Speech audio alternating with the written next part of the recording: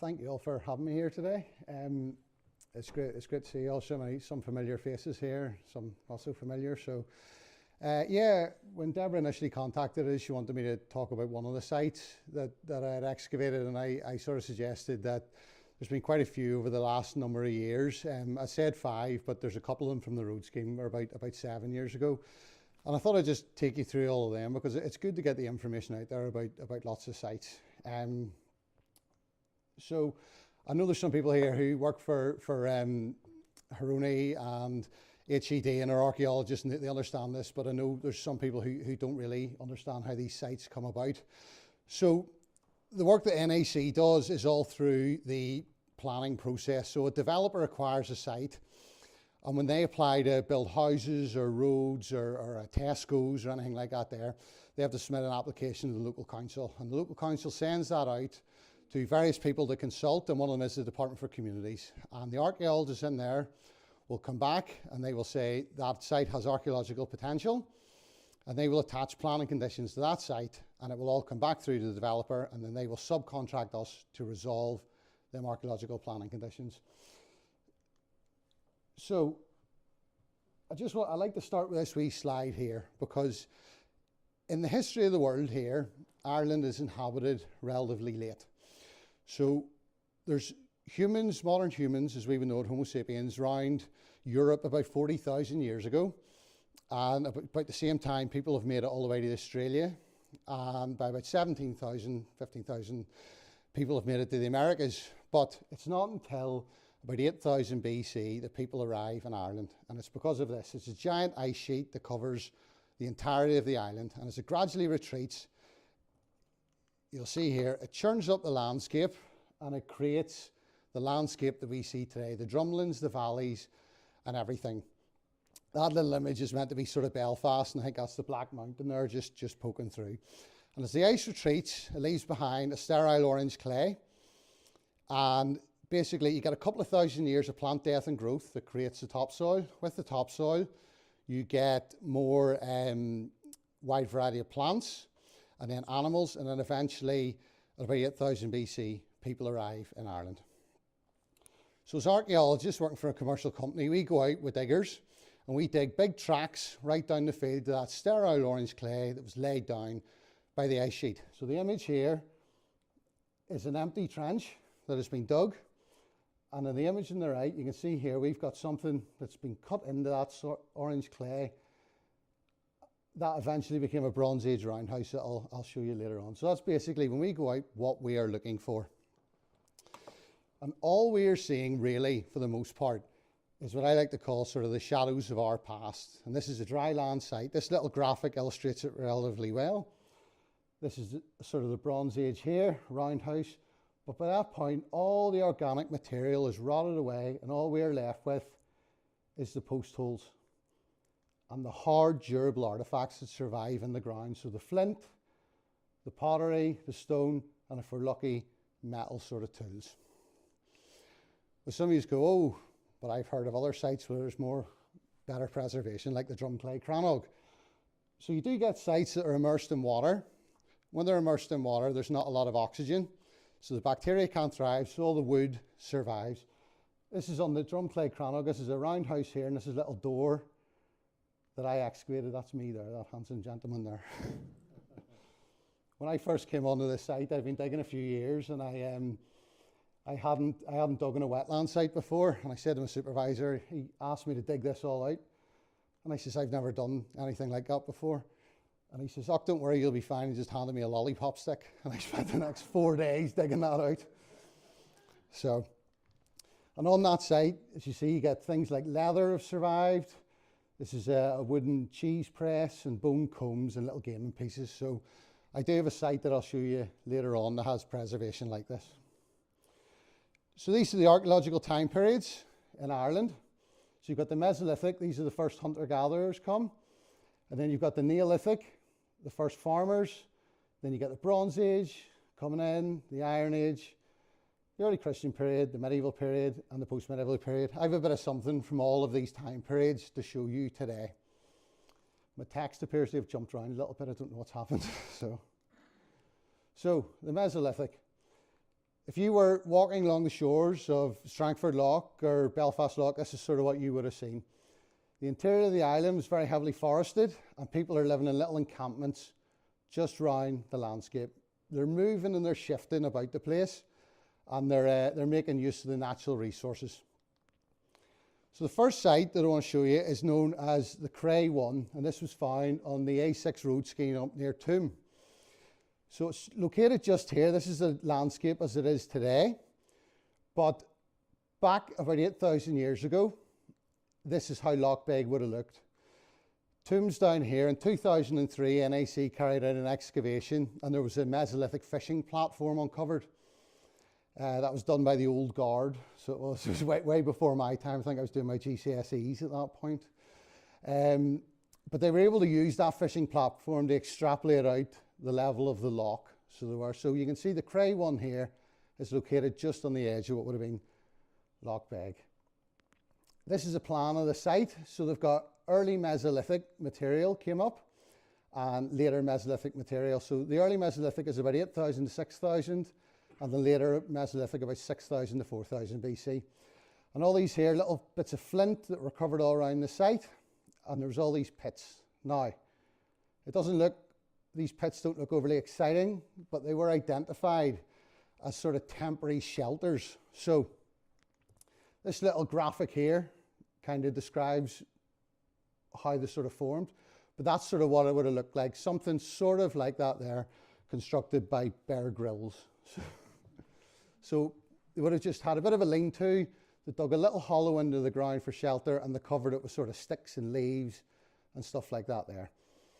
And after it's went out of use, it's just sort of collapsed down. All of the organic material is rotted away, and all we're left with is a little pit in the ground like that there. So I think people are down on the shores making little shelters and fishing and exploiting natural resources. And on the site we found lots and lots of flint. So these are early Mesolithic flints, little microliths, which is very typical of the early Mesolithic, and a little microlith core.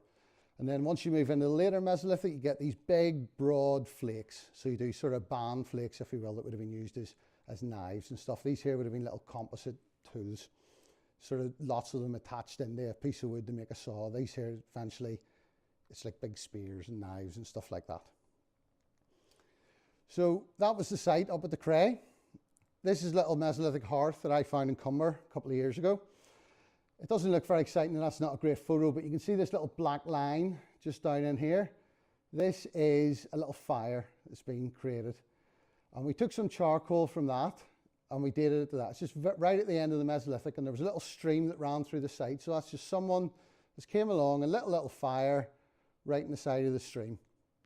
And in that sort of fire, we found again hammerstone, big broad flakes, and lots of napping debitage. And it would have looked something like this. So just a little moment in time that we've picked up just on the edge of Strangford Lough there of someone following a stream round, sitting down, lighting a fire, doing a bit of napping, and then just moving on. And we've come along nearly 8,000 years later, and found it. So now, after the Mesolithic, you move on then to farming. And this is when the Neolithic comes, and the hunter-gatherers sort of are replaced by farmers and another wave of people into this island. And as they come in, they start to clear the landscape of the forests to make way for their field systems. And this little image shows it pretty well. So you can see a little house here and big structural beams on the outside and the walls. This is a Neolithic house and a barn that we found at Cluny Road in Derry. And there's the radiocarbonates there. So it's just sitting right at the start of the Neolithic. So someone's come in, they've built this lovely big house. It's about 14 metres long. And you can see the big support posts of the walls, or for the roof right around the outside. And this is a little barn just here. This had lots and lots of pottery inside. There wasn't as much in here, so we sort of identified this as a barn. And there appeared to be a little division at the back for some sort of animals. So further down the road, back towards Belfast, at Terminal 4, we found another house. Very, very nice. Lots and lots of artefacts came from it. You can see the walls here and a little subdivision here, maybe for animals into the back, like a byre. So one of these would have been a hearth in the middle, and then there was sort of pits for storage and stuff like that there in the interior. And that's some of the artefacts that was recovered from that house. Big pieces of early Neolithic carinated bowl, that's drawn over there, and bits of porcelainite axe. There's obviously the two known sources of porcelainite in Ireland, Brockley and Rathlin Island and Teeve Boolia above Cushendall. So that's where them axes have been sourced from. Just across from Terminal 4, on the other side of the hill, there was late Neolithic stuff, and this is late Neolithic grooved ware. Now I wanted to include this because sometimes as archaeologists, we get a bit detached, if you will, from the personal aspect of the people who lived in these houses and the people from the past. I like this because you can see the spiral that's sort of been inscribed in there, and every one of us in this room at some point has taken a pen and drawn that shape.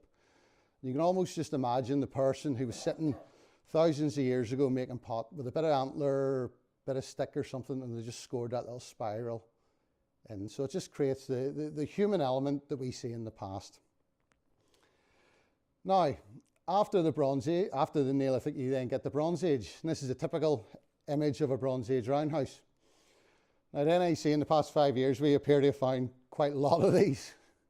So you can see one here in the Movilla Road. You can see just this is a pre-ex photo. You can see the walls here and a drip gully around the outside and big hearth in the middle.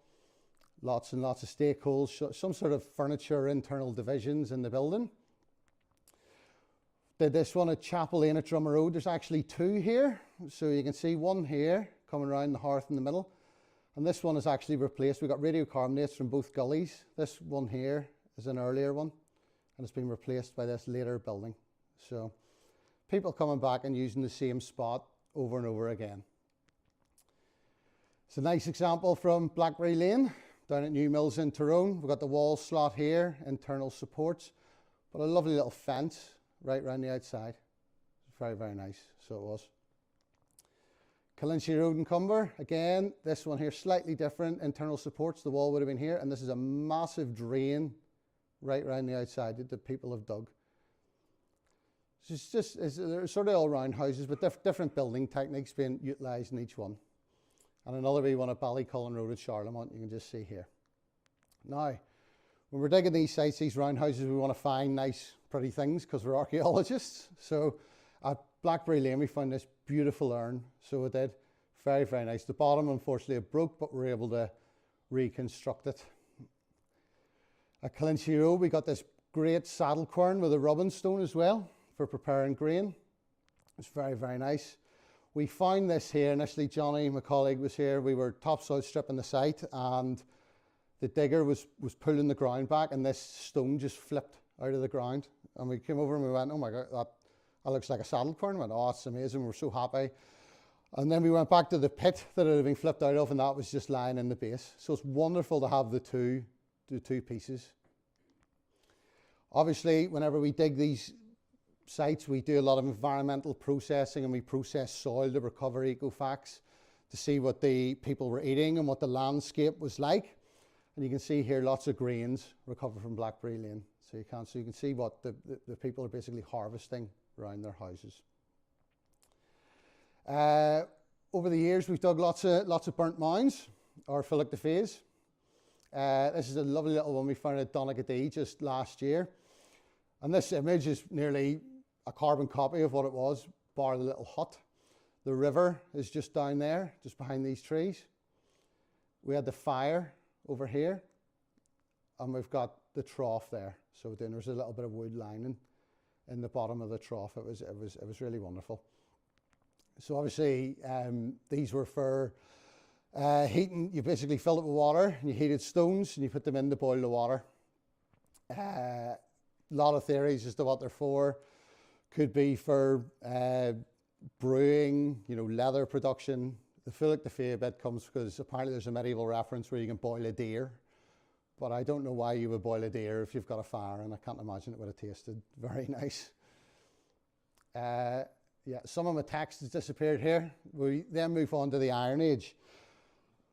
Now, NAC hasn't excavated a lot of Iron Age sites over the years. Now, I found a little Iron Age house in Carryduff, a couple of them.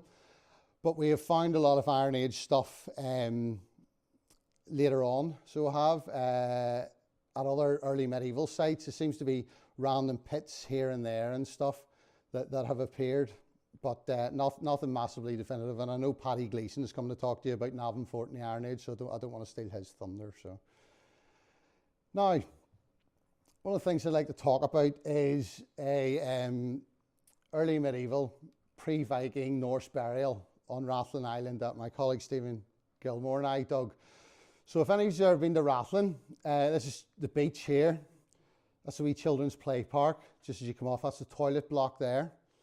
And that's Gentleman Ian, that's his yard, many of you walk past. Now this house was being built in here, and the ground was very, very disturbed. But in the initial trial trench that we dug, we found human remains of a woman who was older than 46 years of age. She had joint disease, osteoarthritis, and she had tooth abrasions that were identified as textile production. Now, we did wonder, was there something to do with mending nets or something like that there? You can see her teeth here. She had a big abscess, so she didn't have she must have been in a lot of pain at the end. We basically got 2 radiocarbon dates, one from her femur, one from her tooth, and they have come back, you can see here, relatively early, 668 to 770 and 651 to 765. Now, the first recorded, they did DNA analysis, sorry, and she is Scandinavian, Norwegian, Swedish, Danes. Now, the first recorded Viking raids in Ireland are 795 with the burning of Rathlin Island. So this lady has been buried at earliest 30 years before. Now, some of you might say about marine reservoir effect, where if a person eats a lot of fish, the radiocarbon dates can be skewed by up to 50 to 100 years. We did isotopic analysis on her, and she does not appear to have ate a lot of fish, which is surprising for a woman living on an island. She must have just not liked it. So that was very interesting. So she does date quite early. Now, she was buried with this brooch, which some of you will see here. This is when it literally just first came out of the ground. I found that, and it is like an archaeologist's dream. I literally saw the edge of it sticking out and bent down and picked it up. And Stephen and I were standing. I picked it up and I could just see the little bit of gold poking through, and I couldn't talk. And I handed it to Stephen, and I was like, look what I found. And the 2 of us were actually dancing. And then we had to stop ourselves because a boatload of tourists came in, and we got, oh, they're all going to be over and wondering what's going on. So we had it cleaned up, and you can see it's really wonderful. Now, what has happened here is it is a mount of a reliquary box. So this is a box that the monks would have kept their treasured possessions in, maybe bones of saints and stuff like that there. However, it has been repurposed as a brooch because there's a tiny bit of iron attached here. So there is, and there would have been a pin going across. It's basically been repurposed. We don't know how the woman came into possession of it. Our initial thought was we had found a sort of bit of a Viking warrior and he'd raided and all that there, but I don't know. My theory is there's something more. Maybe a reliquary box has been broken down and it's just been repurposed and it's came in their possessions.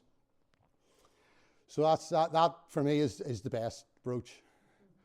This is Stephen's brooch that he found. So this is it here, just when it came out of the ground. And there's actually cloth on the interior still. So there is. Very, very nice. And when you flip it over, yes, his does have a bit of gold gilding as well. I'll give him that. So, but they were able to date the fabric on the interior to 432 to 560. So that's even earlier. Now, the interesting thing about this brooch is that this type has only ever been found in Norway. It's never been found in the British Isles before. So we have a woman from Scandinavia who has made her way to Rathlin, and she's buried with a brooch that appears to be a family heirloom of some sort, because the fabric dates even earlier. She's buried with a mount of a reliquary box. You know, we don't know exactly why she was there, how she got there. But it's nice to speculate, so it is. But the important thing is, you know, we're dealing with human remains. So when Stephen and it was a very challenging excavation in itself, because we had found it in the initial trench. We were about a metre down. There was a lot of sand moving around and all, but we did it all with the utmost respect. But it is interesting to think about how she got there. She must have came down the sort of western coast of Scotland, and either what has happened is she was on a voyage somewhere and has died, and people have pulled into the shelter bay of Rathlin to bury her. Or one theory is that sort of the Norwegians and the Swedes were very good at deep sea fishing and cod and the trade of dried fish. There may have been a pre-Viking sort of Norse settlement on Rathlin, and she's been buried in a little graveyard that they have. It's interesting to theorize about it all. So that was Rathlin. I just want to show you this. So this is a rath, which is obviously some of you have heard of. It's a defended farmstead dating from about the 8th to the 11th century AD. So these appear in the landscape, and no one really, there's lots of theories about why raths appear. It's basically a ditch with an internal bank, and it's a defended farm. One of them might be, you know, the arrival of Christianity in the Ireland and the need to define your social space. It could be with warfare and raiding, just to defend yourself. There's lots of ideas. Literally last year, I went to a site that's called the Grogan Rath. It's just outside between Portglenone and Randallstown.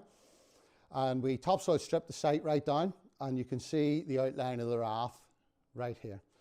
Now, unfortunately, the interior of the rath and any buildings had been destroyed because someone in the 50s had constructed a big house in the middle, and this is their septic tank.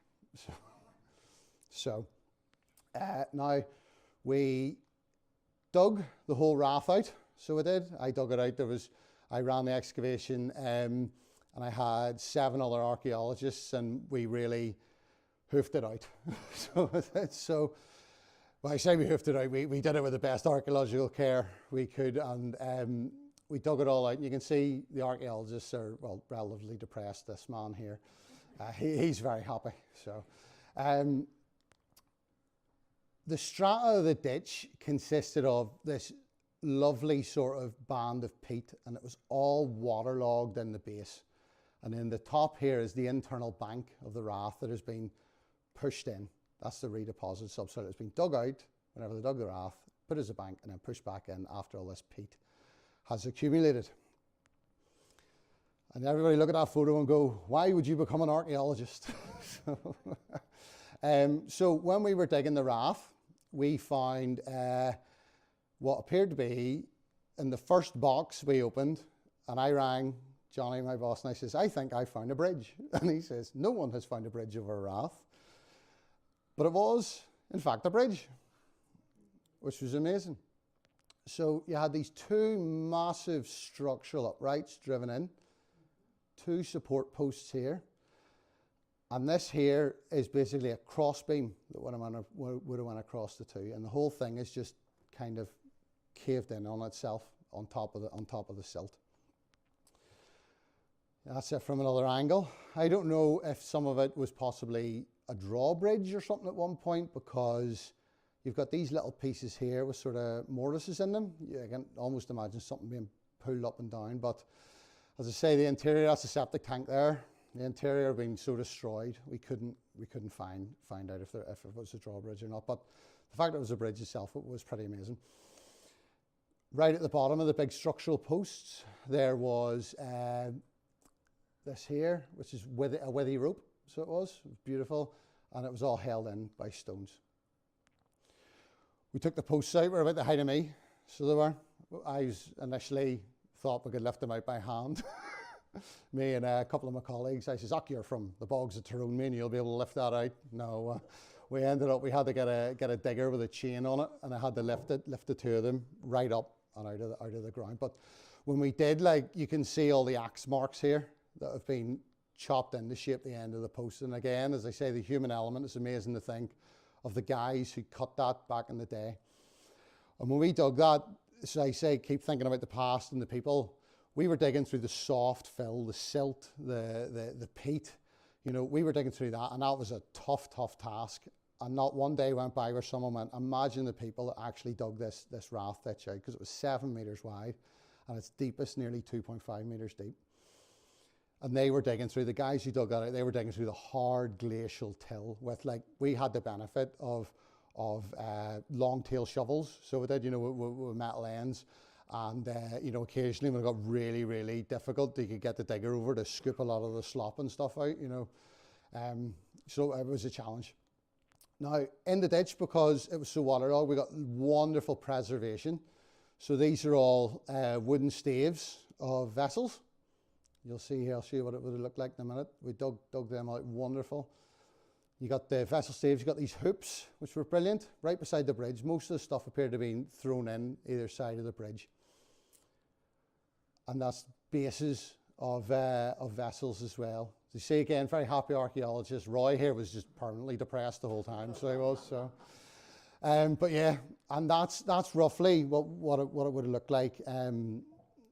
That's a churn that's excavated at Lissue Rath. So it is. You can see the hoops, and you can see the big staves. So you can, and the bases and stuff.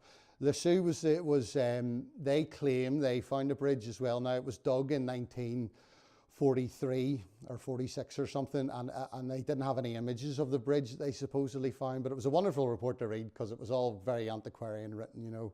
I had 3 workmen, you know, 2 of them were completely incompetent and stuff like that there, so. Yeah, I think I don't know if this will play.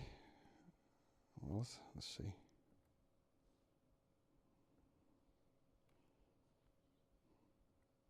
No, it's not going to play, sorry. It was a wee video there just to show you the guys excavating out a wooden bucket. So it's very, very fine work. When you're working with wood, it all has to be sort of lollipop sticks and little plastic tools, because if you use metal trowels, it will damage the wood. So that's the wooden bucket all basically cleaned up there. Very, very nice piece. Lots of other wooden artifacts lying in the base. You can see here other bits of vessels and stuff, handles and whatnot. And lovely little decorated pieces here. Really, really wonderful. Real privilege to dig. There was a carved wooden stick here. You can see here when this was the first wooden artifact that we found. It's sitting like that. It's sort of got a wee pointed end and a really lovely sort of shaped end here. My best guess is some sort of drover stick or something for driving cattle along. I'm not 100% sure, but the wood specialist will be looking at it and they'll give us their assessment. We got lovely wooden mallets as well. We got 3 of these here, very, very nice. This one was found just under the bridge, so it was, and there's other ones here. We got large structural timbers. You can see it's a 2 meter ranging rod, so that's nearly 3 meters long. So this is possibly from the houses that were in the interior, maybe big structural beams that have, you know, when the sites went out of use and houses, maybe it's just been thrown in, or potentially it's from, you know, maybe fencing round the top of it or something like that there. Very nice pieces. There was a wonderful leather shoe came up. This is the toe here, so it is, and the heel is kind of been destroyed, but you can see the little lace holes there. This was found just under the bridge, very close to one of the wooden mallets. So as you say, putting stories together, I like the thought that maybe someone went under the bridge to fix something and got their foot stuck and lost their lovely shoe, so, and their hammer. That's what it would have looked like. It's a Lucas type 3-4, and lots of these were found on the Drumclay Crannog. We've got lots of Sutrian ware pottery. There's big slabs of it. That's basically an entire vessel profile there. And that's sort of what Sutrian ware sort of looks like. They're just big cooking vessels, so they are. And lots of them, you see here, some of them even had the grains of the surrounding stuff that they were farming attached to the interior, preserved in the peat. We've got lots of animal bones off the site, so mainly cattle. So there were big cattle bones, but there was also bits of sheep and pig, so there were. But it was very nice. There was a big chunk of antler. So you know that the people living in that rath were still sort of supplementing their diet, if you will, by going out and hunting deer and stuff like that there. So it was very, very nice. We only got one piece of deer antler. But this was really the prize find that we found on the site, this bronze cauldron. We initially found it, they were sort of digging down, coming down the side. The raft ditch was coming down like that, and we were coming down the side, and we literally just saw the edge of it sticking out. And I thought initially we'd find a bracelet, and the more we cleaned around it, the more we cleaned it, turned into this. So this is a really, really wonderful piece. I think we showed it to Cormac Burke, and that's it lifted. We showed it to Cormac Burke, and he says he thinks that it is the first stratified sort of bronze cauldron found in an early medieval context. So after I lifted it, we contacted the Ulster Museum and showed it to their conservation department, and they were very keen to take this off our hands. And the developer very kindly signed it over. So the Ulster Museum has it in their possession at the minute. They're excavating out the interior to see if there's anything in the middle. They're sending it for x-ray to see if there's any decoration or anything on, and they're really just going to clean it up, and it'll hopefully go on display in the Ulster Museum, along with the brooches that Stephen and I found on Rathlin. So the post-excavation for that site is still ongoing, so you can see we got it all back. That's the bridge there, all wrapped up. It all has to be wrapped in basically cling film and then black plastic bags to keep all the moisture in. So the wood specialist will be going through all of this and looking at the wood and looking for any cut marks and things like that there, and identifying anything. But the artifacts, again, all out, immersed in water, and we'll be looking at all them. And a lot of these are going for conservation, because if they're not kept in the water, they will eventually just degrade and fall to pieces. So we'll send them over to York, and they'll basically immerse the stuff that we want to keep, the good artifacts, and immerse them in a sort of resin, and that'll soak in and that'll be preserved forever. And a lot of these will hopefully go on display in the museum as well. Now, just wanted to jump on, we've got the medieval period here. So did a wee site again, Lissue Road in Cumber. This is an impression of a Cistercian monastery that would have been at the square in Cumber. Just outside the town, coming down the Lissue Road, found all of these pits. There was 185 of them. We've identified them as grain storage pits. And we radiocarbon dated some of them, and they came back from the early 13th to the 17th century. So roughly the time when the monastery in Cumber would have been in use. So I think it's probably the monks in the area farming the landscape, and they're storing their grain. Now this is why I think it's so wonderful as well to share information. This is a sort of cross section of two of them. Literally last month, I was sort of on Facebook scrolling around, and ACSU in the south have been doing some experimental stuff, and that's sort of experimental grain storage pits that they have been sort of tinkering with, and they're going to see, they're sealing them with clay. Some of them are lined, some of them are not, to see what way they're preserved. So ours, unfortunately, were relatively sterile and empty, but obviously if it's grain that's not burnt, it's going to just degrade and rot away. Say most of them are sterile. One of them contained this here big broken vessel here. It was very, very nice. So we lifted this, I numbered everything, or lettered everything, sorry, as I lifted it, and I was able to reassemble it all. It was really, really, medieval Ulster courseware pot, and that's typically the 13th to 17th century, so marries up lovely with the radiocarbon dates that we got. But the really nice thing is there's little crosses here. There's a little cross on the other side, and there's a wee broken bit at the back. So there's 3 crosses right the way around. John Martin here that reconstructs pots, he took this and he actually made a reconstruction of it. It's really, really, really lovely piece. I'm very proud that my old boss in the Centre for Archaeological Fieldwork actually bought it. So he did. So that was that set in medieval period. So I want to just sort of jump on to our sort of last site here. Did a site at Charlemont in County Armagh. So this is the River Blackwater here, running around, and this is the bridge over the river. Now this bridge is built on an earlier bridge that was at the site. You'll see in a minute. There's Charlemont Fort just there, typical star-shaped fort. This is our development area. The town is roughly sort of there, so it is just in there. And this is Legger Hill in the background, but I'll come to that in a minute. So at the closing stages of the 9 Years' War, So the 9 Years' War happened at the end of the 1500s and the early 1600s, and a big rebellion of the Gaelic lords of Ireland, so led by HERoNI, the second Earl of Tyrone. And after the Battle of Kinsale in 1600, he was defeated, and the Earls basically retreated to the north again. And HERoNI came back in the Ulster, and he was chased by Charles Blunt, Lord Mountjoy, and he arrived at the River Blackwater and wanted to get into Tyrone in the Dungannon, which was HERoNI's capital.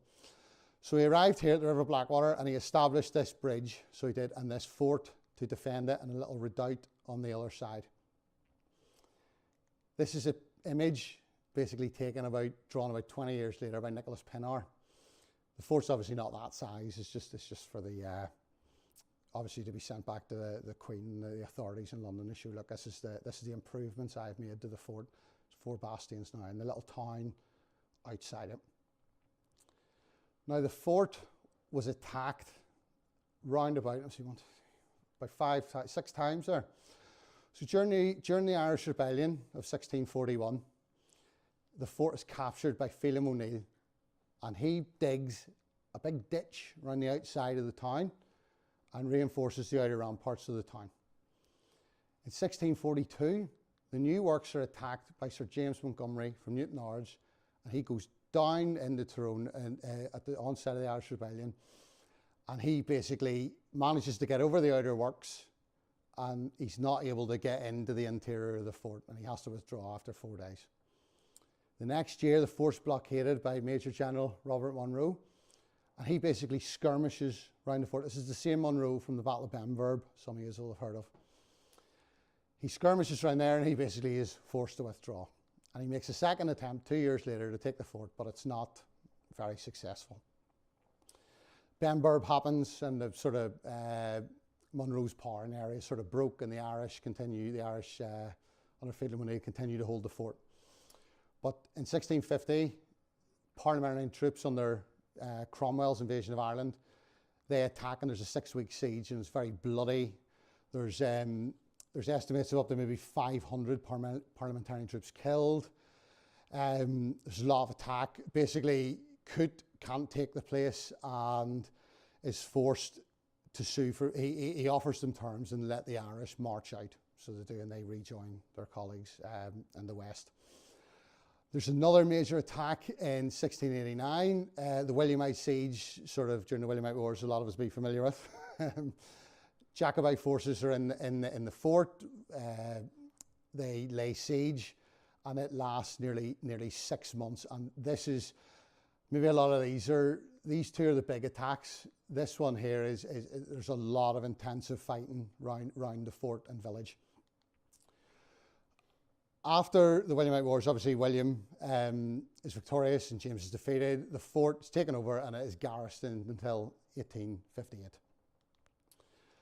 So this is sort of looking back. I said about Legger Hill. A lot of these attacks are launched from Legger Hill, which is a early Christian rath, raised rath, that's been turned into a graveyard.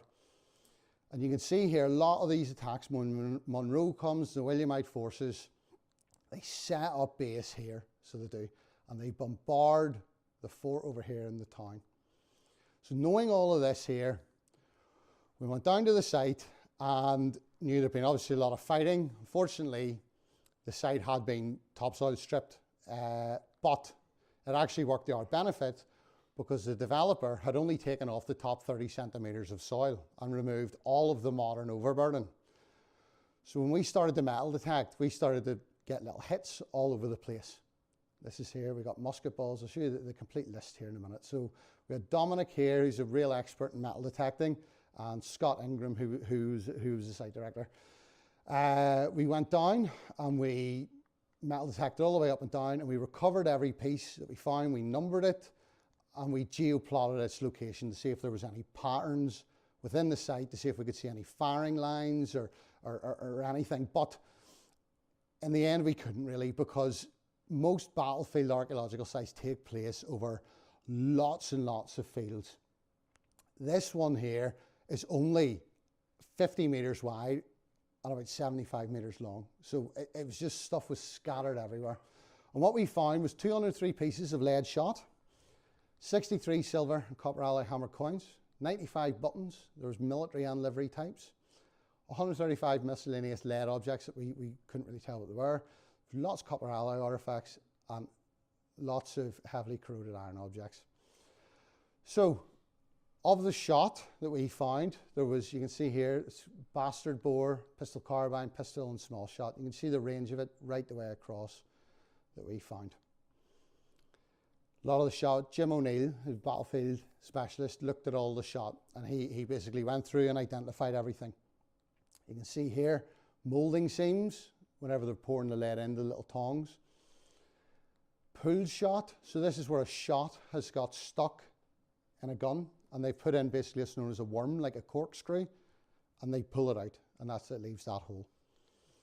We got hammered shot, where the shot is too big. They basically need to knock it all in to get it in to the weapon. This is the flattened area. Some of you have seen sharp, you know, where they're jamming their ramming rods in to shoot, and it just flattens the musket ball there. We got impacted shot, so we did 51 of those. Hard impact shot, and its disappointing sequel, soft impact. So this is where it struck something really hard. This is where it's just maybe just went into the dirt, so it has, or hit a tree or something like that. But this one here, this is the only one we found conjoined shot. So this is two bullets that have struck mid-air. This isn't a moulding seam. This is where two bullets have hit each other mid-air, and that really is a testament to the fighting that happened down in that site during the Williamite Wars.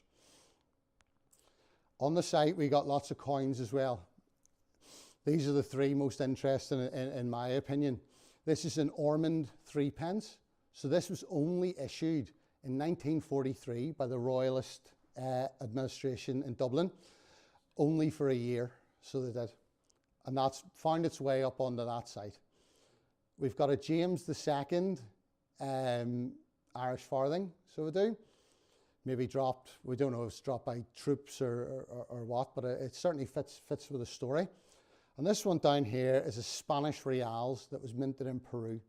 And that dates to about 1660. You can see the castle and the lion of Castile or Leon here. That's made its way all the way to Ireland. So it has. There's a lot of Spanish reals made their way to Ireland in the 1660s because the silver is so pure and good.